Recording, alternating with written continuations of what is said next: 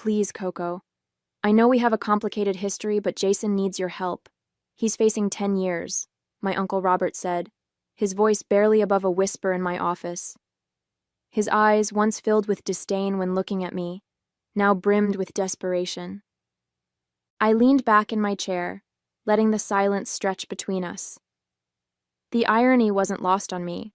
The same man who once told my adoptive parents that I would never amount to anything meaningful was now sitting before me, begging for my expertise. That's a serious charge, I finally replied, my voice measured and professional. Possession with intent to distribute is difficult to beat, especially with the quantity involved. Robert's shoulders slumped. He's a good kid who made a mistake. Your Aunt Denise hasn't stopped crying since the arrest. I nodded, remembering my aunt's kindness during family gatherings, the only one who made an effort to include me, even as Robert kept his distance. My name is Coco Bennett. I'm 32 years old and a criminal defense attorney at Pearson and Associates in Chicago. I specialize in cases that others consider impossible to win. My record speaks for itself. 23 not guilty verdicts in the last 5 years. What started as a childhood dream of justice has become my reality. When I was 7, the Bennett family adopted me after my biological mother passed away. They gave me opportunities I never would have had otherwise. James and Catherine Bennett, my adoptive parents, were wealthy, educated, and determined to give me every advantage. But not everyone in the family welcomed a little black girl into their privileged white world. Uncle Robert had fought against my adoption from the beginning. Someone from her background won't fit in with our family, he'd argued. It's not natural. The words reached my young ears despite the adults' attempts to shield me. Even at 7, I understood what he meant. My skin color and poverty were problems to him. Now, 25 years later, the tables had turned dramatically. Robert's son, my cousin Jason, was facing serious drug charges that could derail his future. And I was possibly his best hope for avoiding prison. I'll need all the case documents, I said, reaching for a legal pad. And I want to speak with Jason alone. Relief washed over Robert's face. Thank you, Coco. We'll never forget this. As he fumbled with his briefcase to retrieve the papers, a news alert pinged on my phone. I glanced down and felt my stomach drop. The prosecutor assigned to Jason's case was Thomas Wells, an ambitious DA with political aspirations and a personal vendetta against me since I'd humiliated him in court last year. This wasn't going to be just any case. Wells would push for maximum sentencing, using every trick to win. I looked back at Robert, wondering if he knew just how complicated this situation was about to become. My journey to becoming the lawyer sitting across from Uncle Robert was anything but smooth. After the Bennett family adopted me, I worked twice as hard as everyone else to prove I belonged. My adoptive parents were supportive, but the extended family, particularly Robert, watched me with skeptical eyes, waiting for me to fail. At family gatherings, Robert would showcase his son Jason's achievements while barely acknowledging mine. Jason made the honor roll again, he'd announce proudly, then glance at me with a look that said, "Bet you can't match that." When I did match or exceed Jason's accomplishments, my successes were attributed to the advantages James and Catherine provide, rather than my own abilities. Despite this, I excelled academically. I graduated at the top of my high school class, earned a full scholarship to Northwestern University, and eventually graduated from Yale Law School. Each achievement was a personal victory, a step toward proving my worth not just to my family but to myself. My relationship with cousin Jason was complicated. 4 years younger than me, he wasn't openly hostile, but he absorbed his father's attitudes. At family dinners, he'd sometimes ask inappropriate questions. "Do you know who your real dad is?" Or, "Did you live in the projects?" His curiosity wasn't malicious, but it always reminded me that I was seen as different. As the years passed, I saw less of Robert and his family. My career took priority, and I limited family gatherings to major holidays. Robert seemed relieved by my absence. At my law school graduation, he offered a stiff "congratulations" before quickly moving away to speak with James about some business matter. I built my reputation as a formidable defense attorney by taking on cases others deemed hopeless. My approach was methodical, exhaustive research, creative legal strategies, and a deep understanding of human psychology. I knew how to connect with juries, how to humanize my clients regardless of their alleged crimes. My success rate earned me recognition and a rapid rise at my firm. Through mutual acquaintances, I occasionally heard about Jason. He'd dropped out of college, was finding himself, and had fallen in with a questionable crowd. Robert never volunteered this information during family gatherings, though his proud announcements about his son had noticeably ceased. Last Thanksgiving, I overheard a hushed conversation between my adoptive mother and Aunt Denise. "We're worried about Jason," Denise had whispered. "Robert doesn't know what to do anymore." I didn't pry then, assuming it was typical parental concern over a young adult's choices. In retrospect, that conversation had been an early warning sign of trouble brewing. Trouble that would eventually land Robert in my office, swallowing his pride to ask for help. What I didn't know then was that Robert's attitude toward me hadn't softened with time.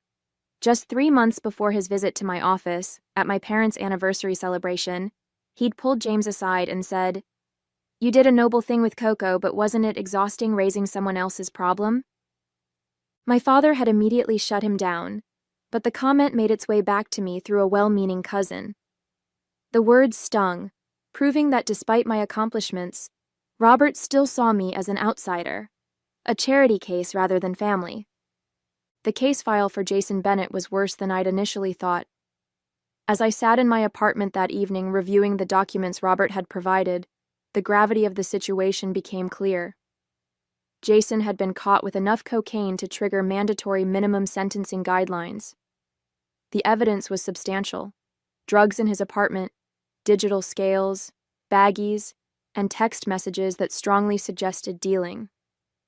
I poured another glass of wine and spread the police reports across my coffee table. The arresting officers had followed proper procedure. The search warrant was solid. No obvious technicalities to exploit. Thomas Wells would have an easy path to conviction unless I found something the police had missed. My phone rang, my adoptive mother calling for our weekly check-in. "How are you, sweetheart?" Catherine asked. "I'm fine, Mom. Just working late on a new case." "Robert told us about Jason's situation," she said carefully, "and that he asked for your help." I sighed. "I'm reviewing the file now. It doesn't look good." "Coco," her voice softened, "you don't owe Robert anything, not after how he's treated you." The comment caught me off guard. My parents rarely acknowledged the tension between Robert and me, preferring to maintain family harmony. "What do you mean?" A pause. "James and I hoped his attitude would change over time, but we've heard things over the years. The way he talks about you when you're not around." My throat tightened. "Like what?" "It doesn't matter now," she backpedaled. "Just know that if you choose not to help Jason, we'll understand completely." After we hung up, I sat in stunned silence. All these years, I'd thought my parents were oblivious to Robert's subtle digs and exclusionary behavior. Instead, they'd been aware but had chosen not to confront it. Had they been protecting me? Or themselves from family conflict? The next morning, I met with Jason at the county jail. He looked smaller than I remembered, his confident demeanor replaced by fear. "Cousin Coco," he said, attempting a smile, "Dad said you'd help me." "I'm considering it," I replied neutrally. "But first, I need the truth. All of it." Jason's story unfolded haltingly. He'd started selling to support his own habit, which had begun during his second year of college.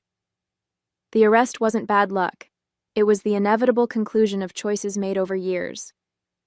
"Does your father know about your addiction?" I asked. Jason laughed bitterly.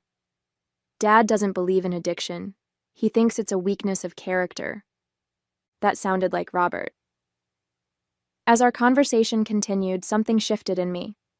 Despite our history, Jason was family. And unlike his father, he'd never deliberately hurt me.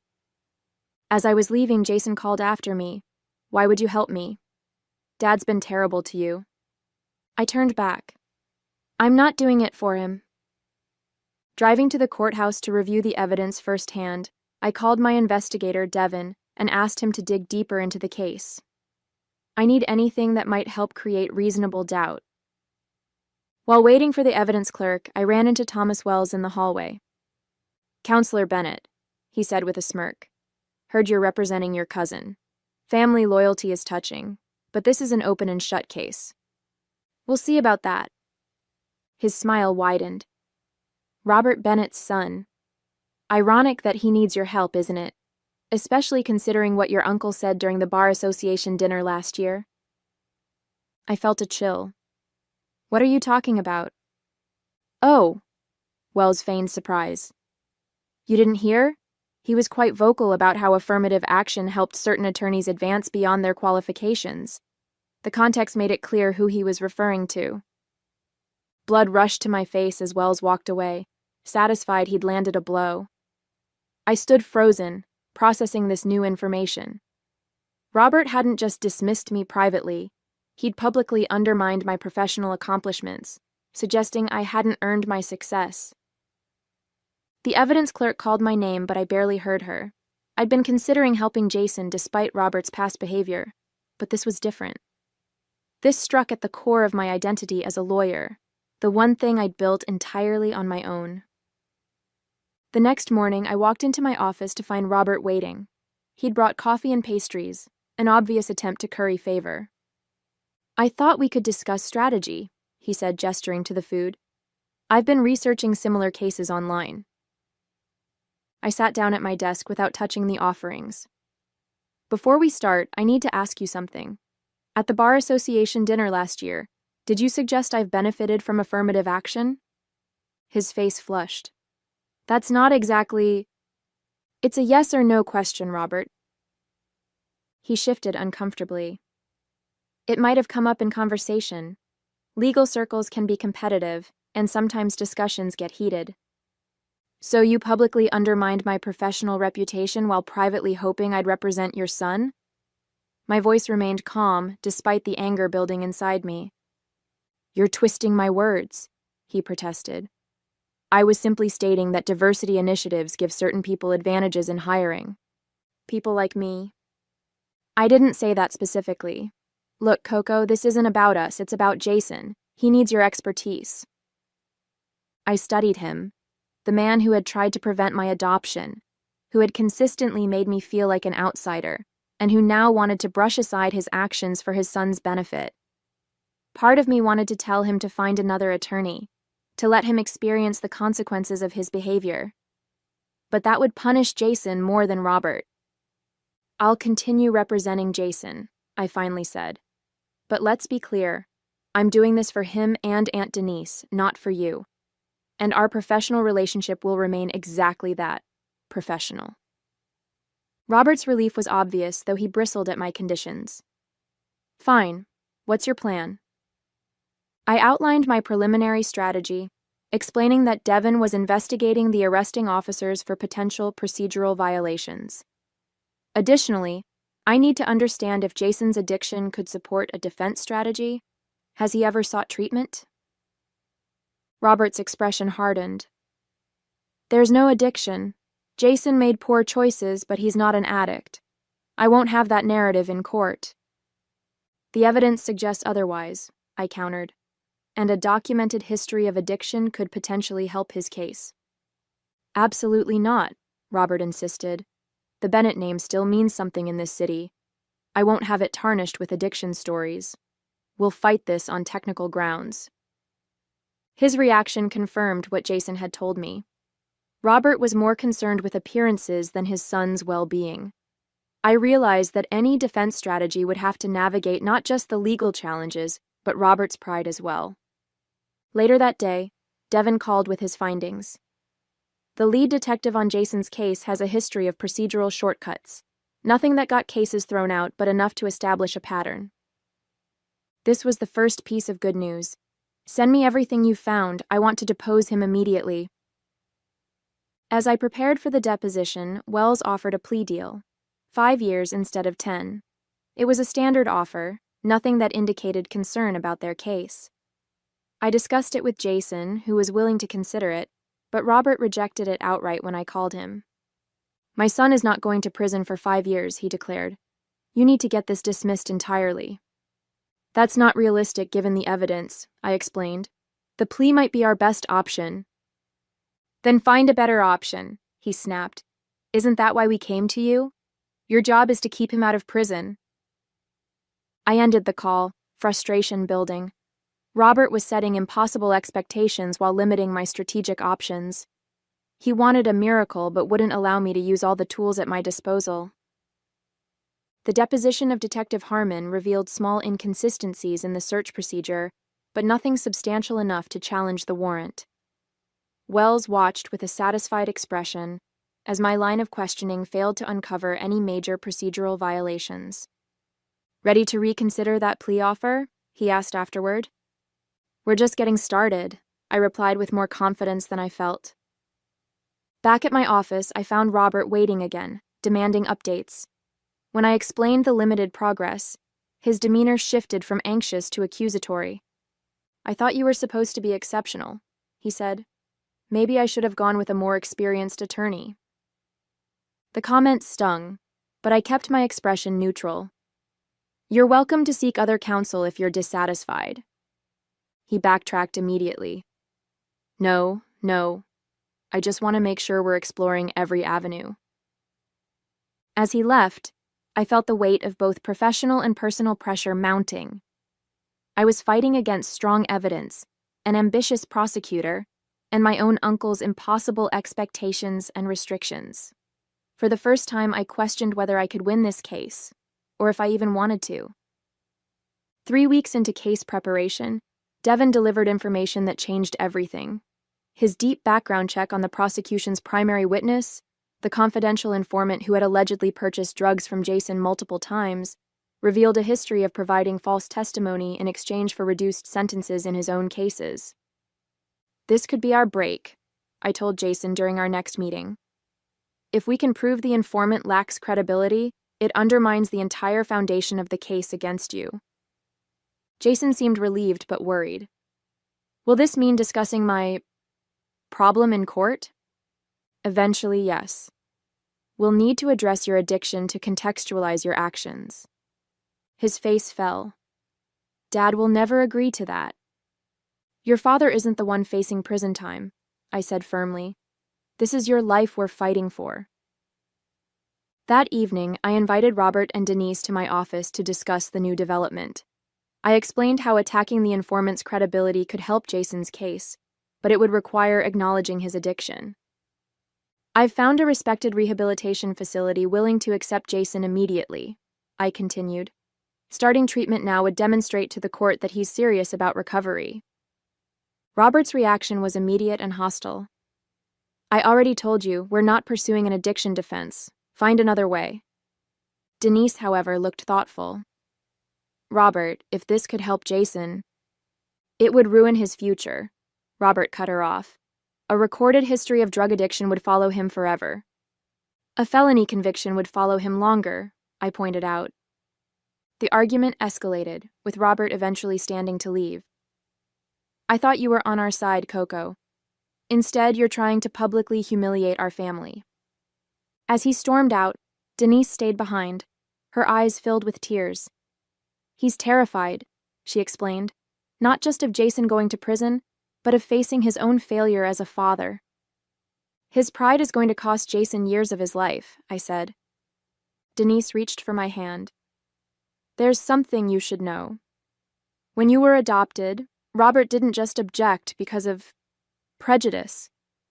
His younger brother, my first husband, died of a drug overdose a year before you came into our lives. Black market pain medications after a construction injury." The revelation landed like a physical blow. "Why didn't anyone tell me?" "Robert doesn't talk about it. Never has. He processed his grief by becoming rigid, judgmental. When James and Catherine wanted to adopt you, I think you represented another potential loss to him, another situation he couldn't control." This new context didn't excuse Robert's behavior, but it added complexity to my understanding of him. Still, it didn't change the reality of Jason's case or the best strategy for his defense. The next day, Wells called with a revised plea offer, 3 years, with eligibility for parole after 18 months. It was better than the previous offer, but still meant significant prison time. When I relayed this to Robert, he rejected it again and threatened to replace me if I couldn't deliver a better outcome. Frustrated, I decided to meet with Jason alone. In the visitation room, I laid out the situation plainly. Your father is limiting our defense options. I believe we could get an even better plea deal if we pursue the addiction angle, possibly even probation with mandatory treatment. Jason looked torn. He's still my dad. I don't want to go against his wishes. It's your life, Jason, not his. After a long silence, Jason straightened in his chair. Let me talk to him. One more try. Later that night, my phone rang. It was Denise, her voice tense. Robert and Jason had a huge fight. Jason told him he's an addict and needs help, not prison. Robert said some terrible things. Jason has agreed to let you pursue any defense strategy you think best. The next morning, I filed motions challenging the credibility of the confidential informant and submitted documentation from a psychiatrist who had evaluated Jason, officially diagnosing his substance use disorder. When I informed Robert of these actions, he exploded. You went behind my back, after everything our family has done for you. Everything your family has done for me? I repeated, incredulous. You tried to prevent my adoption. You've questioned my abilities and achievements my entire life. Even recently, you've publicly suggested I succeeded only because of affirmative action. That's not... Let me finish. I cut him off. Despite all that, I'm still fighting for your son because he deserves a chance. But I won't let your pride dictate my legal strategy. Robert's face contorted with anger. I'm removing you from this case. I'll find an attorney who respects my wishes. That's Jason's decision, not yours, I replied, and he's chosen to proceed with my strategy.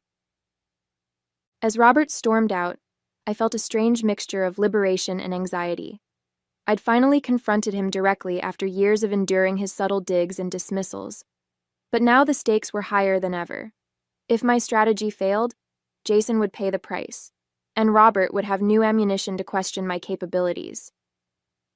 1 week before trial, I received an unexpected call from the prosecutor's office. Wells wanted to meet to discuss the case. When I arrived at his office, his typically smug expression was replaced by one of calculation. Your motion about our informant has created some complications, he admitted. His history wasn't fully disclosed to my office. I maintained a neutral expression, though internally I was celebrating this confirmation of our strategy's impact. I imagine that affects your case substantially. It presents challenges, Wells acknowledged, which is why I'm prepared to offer a new plea arrangement: probation with mandatory inpatient rehabilitation, followed by 3 years of supervised release. One misstep, and your client serves 5 years. It was significantly better than previous offers, essentially no prison time if Jason remained committed to recovery. But something felt off about Wells's sudden flexibility. What's the catch? I asked. Wells smiled thinly. No catch, but the offer expires in 48 hours. After he left, Devin called with troubling news. The prosecution just added a new witness to their list, someone named Patrick Lewis. Does that name mean anything to you? It didn't until Devin explained further. Patrick had been Jason's roommate briefly during his second year of college, around when his drug use had started. This could either help our addiction defense or provide more evidence of dealing.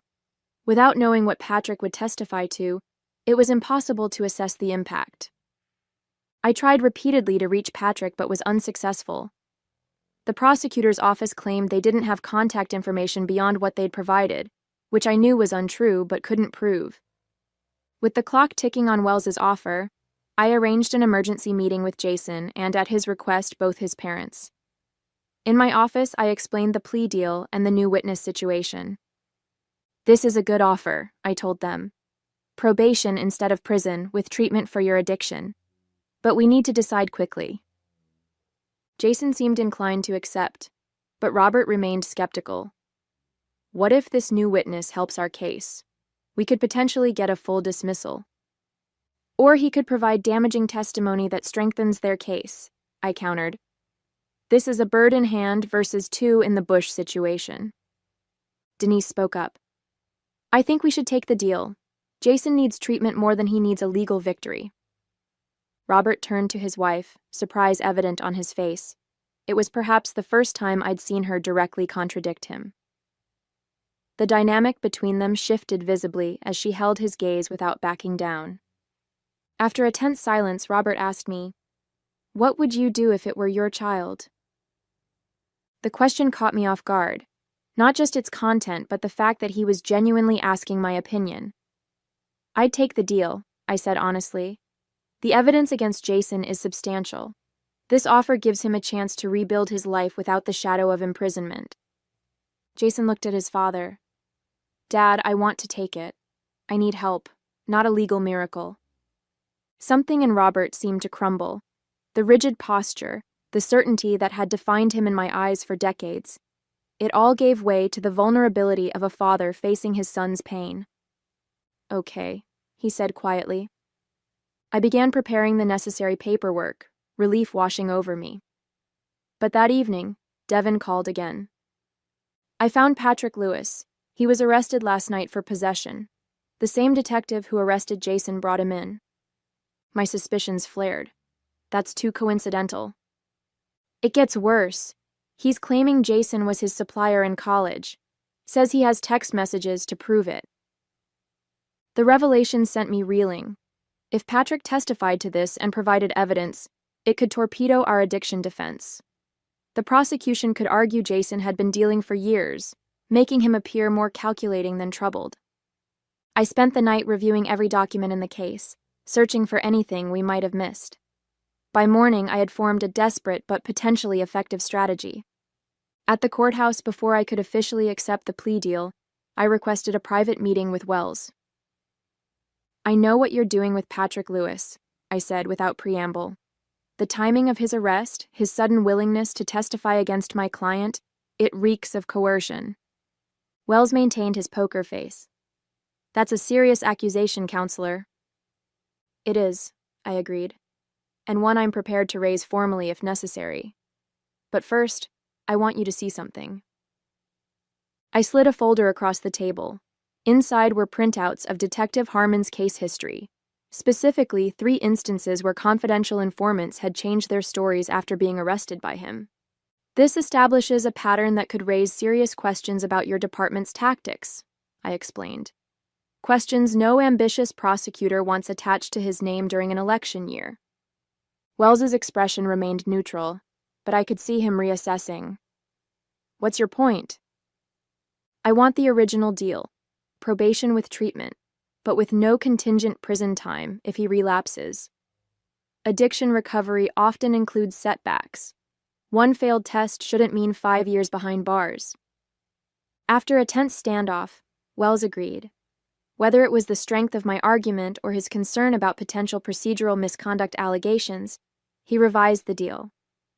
When I presented the improved offer to Jason and his parents, their relief was palpable.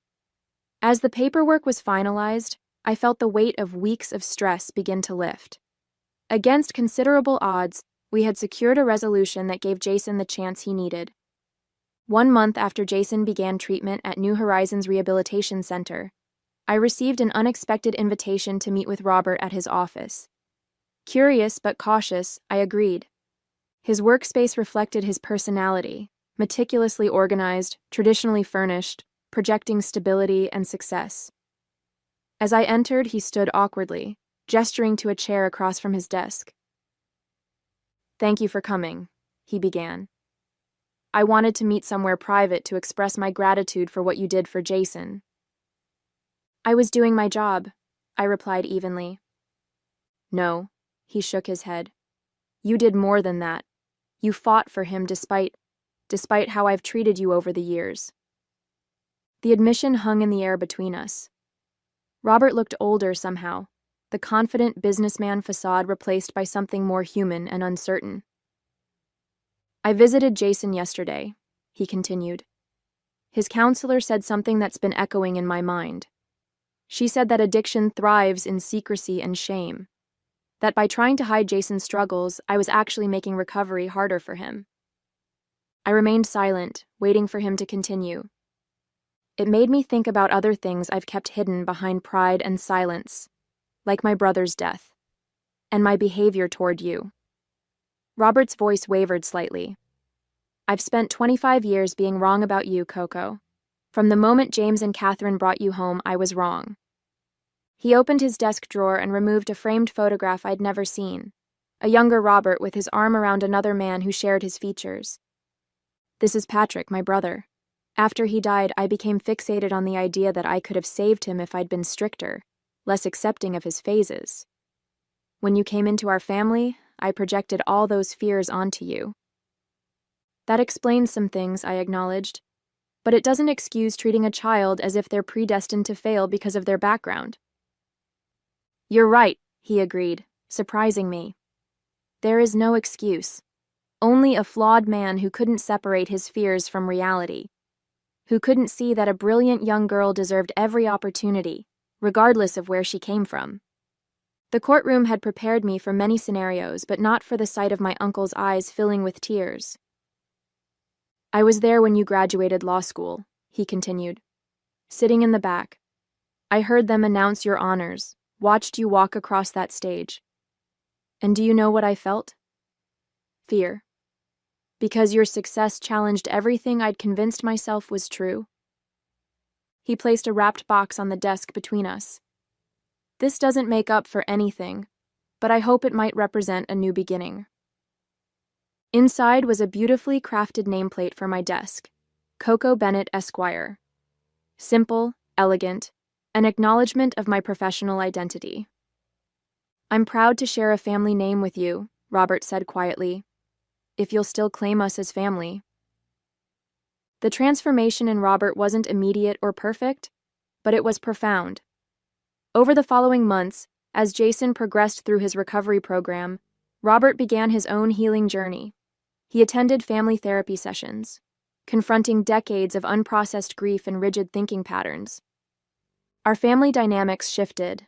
At holiday gatherings, Robert no longer held court with practiced anecdotes and subtle hierarchies. Instead, he listened more than he spoke, his newfound humility creating space for authentic connection. 6 months after our office meeting, I was offered a partnership at my firm, the youngest attorney ever to achieve that status. The celebration dinner, organized by my parents, included Robert and Denise. When my father proposed a toast, Robert asked if he could add something. 25 years ago, I made the worst mistake of my life by trying to prevent Coco from joining our family, he said, his voice steady but emotional. Thank God I failed. She has not only proven me wrong in every possible way, she has shown a capacity for excellence and compassion that humbles me daily. Jason completed his rehabilitation program successfully and enrolled in community college, studying to become a substance abuse counselor. During a family dinner celebrating his 6 months of sobriety, he pulled me aside. You could have used my case to get back at my dad, he said. No one would have blamed you. Instead, you gave me a chance to rebuild my life. That's what family does, I replied simply. My practice expanded to include more addiction-related cases, drawing on what I'd learned through Jason's experience. I established a scholarship for law students from underrepresented backgrounds, naming it after my biological mother. The first recipient was a young woman from circumstances similar to mine, bright, determined, and in need of someone who believed in her potential. Robert became one of the scholarship's most generous donors. When I asked him why, his answer was simple. I'm trying to balance the scales. As my professional reputation continued to grow, I often reflected on the complex journey that had brought me to this point. The painful history with Robert had ultimately made me more determined, more resilient, and perhaps more compassionate. I had proven myself not by seeking revenge, but by embodying excellence, and in doing so, had changed not just my own story, but Robert's as well. At the firm's annual charity gala, Thomas Wells approached me, sporting his usual smug smile. I heard Bennett made a substantial donation to your scholarship fund. Trying to buy forgiveness for past sins? I regarded him calmly. Family is complicated, Wells. Something you might understand if you focus less on winning and more on what justice actually means. As he walked away, visibly unsettled by my response, I felt a sense of completion. The circle that had begun with rejection had transformed into acceptance, not through dramatic confrontation or elaborate revenge, but through the steady power of living well and offering grace where it wasn't deserved. The 7-year-old girl who had once eavesdropped on adults debating her worth had become a woman capable of extending the very belonging she had once been denied. There was a certain justice in that, quieter than courtroom victories, but ultimately more profound.